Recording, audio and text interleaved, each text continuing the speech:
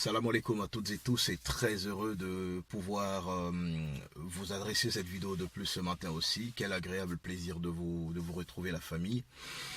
Une vidéo qui, je l'espère, saura être brève, nette, concise et précise. Et surtout qui vous parlera, en tout cas c'est la volonté qui m'anime. Et ça va être un tout petit peu autour de la politique guinéenne. La politique guinéenne parce que ça sera essentiellement sur, vous savez, ce projet de nouvelle constitution dans notre pays, un projet hyper clivant qui divise la Guinée en deux parties aujourd'hui. Et depuis quelques jours, on assiste à un gros mouvement incroyablement impressionnant sur le terrain là-bas, de la part de tous les organisateurs, mais également les sympathisants, en tout cas tous ceux qui se reconnaissent dans le mouvement nommé le Front National de Défense de la Constitution. Voilà, FNDC. J'espère que je ne me trompe pas parce que je n'ai pas de prompteur, j'ai rien sous la main, à part un livre que je suis en train de lire en ce moment. Et un gros mouvement, franchement, dont un mouvement tentaculaire. D'abord sur le terrain, ça se fait, mais dans d'autres pays aujourd'hui, il y a des gens qui commencent à se soulever aussi pour se prononcer contre ce nouveau projet de constitution, ce projet de nouvelle constitution, etc., etc. Mais moi, la question que je suis en train de me poser par rapport à ce projet, par rapport aux organisateurs, par rapport à la façon dont les choses se déroulent, par rapport à ce que je constate, la première de ces questions est la suivante. Est-ce que c'est malin de faire un mouvement comme ça et de le laisser se composer, peut-être par choix ou par la force des choses, par des membres de la société civile, par des Guinéens lambda, mais qui se reconnaissent dans les idéaux du mouvement de circonstance, mais avec également des politiciens, des têtes d'affiche de l'opposition guinéenne. Est-ce que c'est malin d'avoir accepté que ces entités se mélangent ensemble? C'est une question que je me pose, sans en avoir forcément de réponse. Parce que moi, quelque chose me dit que, dès le départ, ça ne devait pas être forcément ça, les objectifs du mouvement, lorsque c'était encore à l'état embryonnaire. Parce que, pourquoi je dis ça? Pour moi, aujourd'hui, rien qu'à voir ce t-shirt que les gens y portent, qui est de couleur rouge, le drapeau guinéen, qui n'a le logo d'aucun parti politique. D'ailleurs, c'est un nouveau nom de circonstance. Je ne sais pas qui est à l'origine. Est-ce que c'est les partis politiques ou juste des jeunes de la société civile et certains adultes, ou juste d'autres jeunes qui, à l'origine, étaient complètement des anonymes, mais de fil en aiguille qui réussissent à faire adhérer au mouvement des gens quand même qui avaient un certain statut. Mais quelque chose me dit que si on a commencé à confectionner des t-shirts qui portaient un autre nom, qui est tout nouveau, FNDC, de couleur rouge, car à part le GPT de Kassori, dans le passé, je ne connais pas un autre parti politique qui était tout rouge comme ça. Moi, je me dis quelque part que tout ça, c'était pour paraître le plus neutre possible.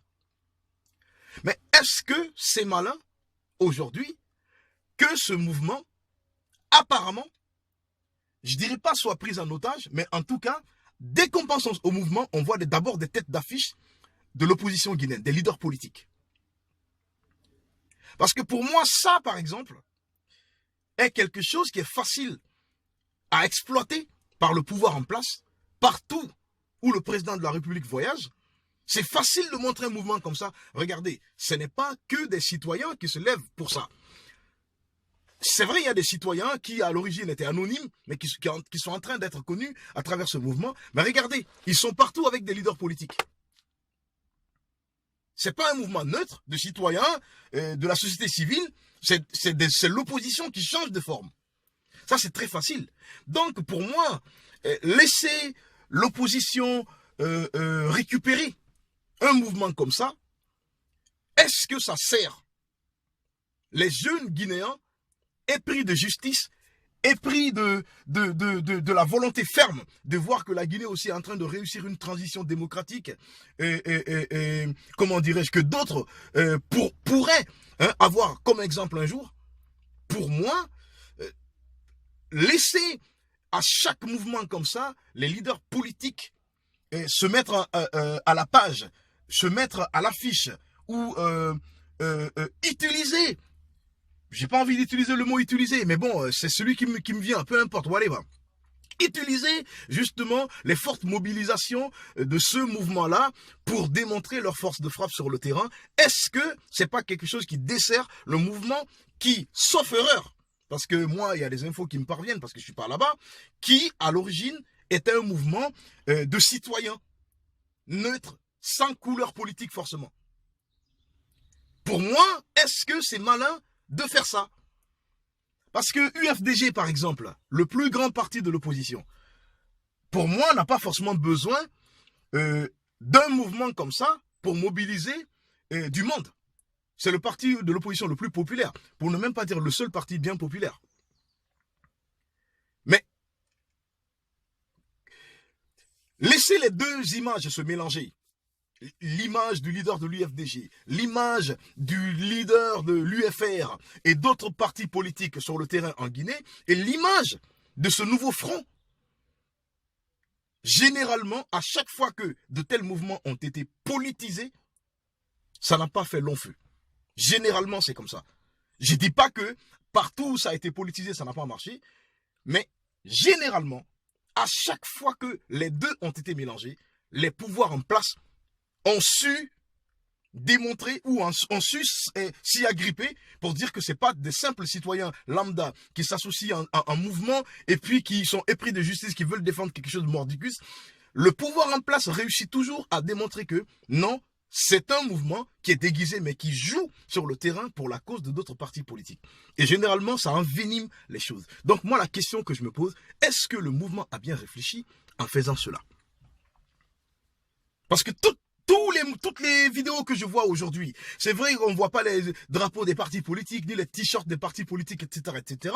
Mais quand même, on voit des têtes d'affiche de la politique guinéenne, de l'opposition, comment dirais-je, dans ces mouvements-là. Je ne suis pas en train de dire que ce n'est pas une bonne chose, parce que de toutes les façons, je ne sais pas comment le mouvement il a été pensé, mais je me dis quelque part, est-ce que c'est une bonne stratégie? Ça a été la question.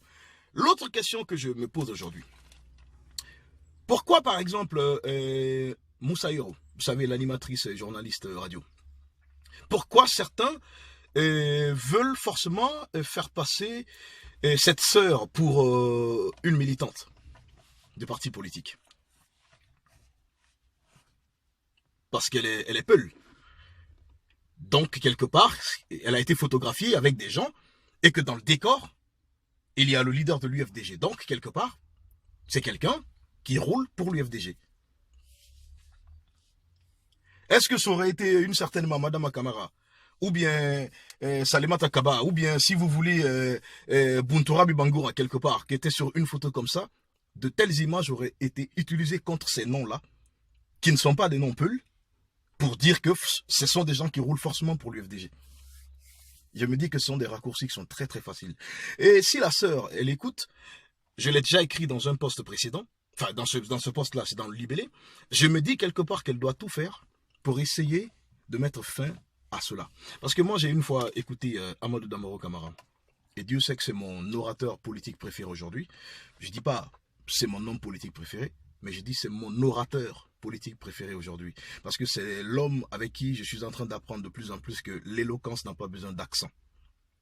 Voilà, donc c'est un homme que j'apprécie beaucoup à chaque prise de parole. Je ne dis pas que je partage tout ce qu'il dit, mais j'aime bien l'aisance avec laquelle il dit ce qu'il pense. Ça me plaît beaucoup. Mais malgré tout, je l'ai une fois entendu par hasard, parce que quelqu'un m'a une fois envoyé une vidéo inbox, je crois que c'était une des émissions de la radio où travaille Moussa Yoro. Et j'ai entendu Amadou Damaro dire « Ah, vous êtes militante ». Je me dis que c'est maintenant qu'il faut que Moussa Yoro s'insurge contre ça, voit sur le plan du droit en Guinée, qu'est-ce qu'elle peut faire pour que des choses comme ça puissent cesser. Parce que dans un contexte aussi tendu, ça peut s'avérer très très dangereux pour elle. Que des gens, pour un oui, pour un non, utilisent non seulement des images. Si par exemple, elle va dans un reportage pour couvrir un événement politique, et que des gens qui sont fans d'elle veulent faire des selfies, et que dans ces selfies-là, il y a le leader de l'UFDG qui est derrière, elle n'est pas là pour commander tout ça. Si elle veut être gentille, agréable avec les gens, elle va accepter des selfies pendant qu'elle travaille. On voit ça partout. Mais de là à dire que, ouais, vu qu'elle était là et que l'UFDG était là, donc du coup, ça veut dire quelque part qu'elle roule pour l'UFDG. Ben, moi, je me dis quelque part qu'il faut que Moussa Yoro fasse tout pour que des choses comme ça cessent. Si ça ne peut pas cesser parce qu'elle l'a demandé aux gens que ça cesse, mais qu'elle cherche à faire en sorte que ça puisse cesser, au moins que des personnages politiques, que des gens qui ne sont pas anonymes. Parce que c'est très facile aujourd'hui les réseaux sociaux. On sait que les gens ne savent pas où vous habitez, vous vous déblatérez sur les réseaux sociaux, vous racontez ce que vous voulez. Mais en tout cas, quand c'est des gens qui ont des bonnes adresses, qui ont des bons statuts, il faut qu'elle se batte pour que ces gens, au moins, arrêtent de dire ça lui concernant. Parce que sinon, ça peut être très très dangereux et préjudiciable pour elle dans notre pays. Chose que je ne souhaite pas, mais ça peut arriver dans un contexte aussi tendu. Et l'autre machin auquel j'étais en train de... Voilà, toujours dans la même foulée. Il faut que les mentalités changent. L'UFDG, par exemple, peut avoir besoin d'un jeune animateur en Guinée qui a un nom d'origine foutanien. Ce jeune animateur qui a pour spécialité de diffuser de la musique à la radio. L'UFDG peut demain avoir besoin d'un animateur pour animer une partie d'un meeting qu'elle a programmé.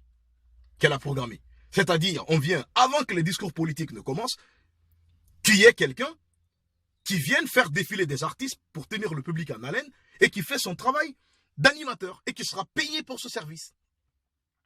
Mais il faut que dans notre pays, ça puisse être possible sans que ce jeune animateur qui y arrivera pour vendre ses services, pour animer rien que cette première partie de l'événement, avant que les politiques ne se succèdent pour tenir des discours politiques, il faut que dans les mentalités, on commence à voir que ça peut être possible sans que le jeune ne partage, si vous voulez, aucun programme de l'UFDG, ni ne se reconnaisse, ni de près ni de loin, dans les idéaux, si vous voulez, de l'UFDG. Il faut que ça soit possible. Il faut que les Guinéens sachent que demain, un jeune Kaba peut se retrouver quelque part en train d'animer un meeting pour Dr Ousmane Kaba sans être un membre du parti politique de Ousmane Kaba. Il a été appelé pour vendre ses services parce qu'il est talentueux. Il faut que ça se comprenne que ça c'est possible dans un pays sans que le gars qui vient faire ce travail-là ne puisse être forcément un membre de ce parti politique. Les mentalités dans ce sens-là, chez nous, ça doit changer. Si ça ne peut pas... si aujourd'hui on se bat pour que vraiment la démocratie, les choses changent, que l'on réussisse une bonne transition démocratique, vraiment qui est de l'alternance et tout, il faut que des mentalités sur ce plan-là aussi changent quelque part. Et je reviens toujours sur la première question que j'étais en train de me poser. Je suis sûr qu'il y a au moins un membre de ce mouvement, le Front de défense, national de défense de la Constitution-là, tombera sur cette vidéo-là. Je continue de me poser la question. Est-ce que ce n'est pas un danger pour l'avenir de ce mouvement lorsque ceux qui, à l'origine, n'appartiennent à aucun parti, en tout cas ne revendiquent l'appartenance à aucun parti aujourd'hui, se mélangent avec les leaders politiques pour faire des mobilisations comme ça? Est-ce que cela n'est pas préjudiciable aux jeunes qui sont dans ce mouvement-là et qui ne roulent pour aucun parti politique? Je pense que chacun doit réfléchir à cela. Et si le mouvement doit continuer à être en bonne santé, ne pas donner de pain au gouvernement en place, ne pas donner d'arguments au gouvernement en place qu'il peut utiliser à l'étranger devant l'opinion internationale pour essayer de démontrer quelque part que ce n'est pas un mouvement de simples citoyens, mais c'est un mouvement de militants de partis politiques quelque part. Vous savez, comment dire, ce n'est pas pareil. Ces deux ne sont pas pareils pour un pouvoir politique, dans ses stratégies et tout. Wassalam la famille et à très prochainement pour une autre vidéo.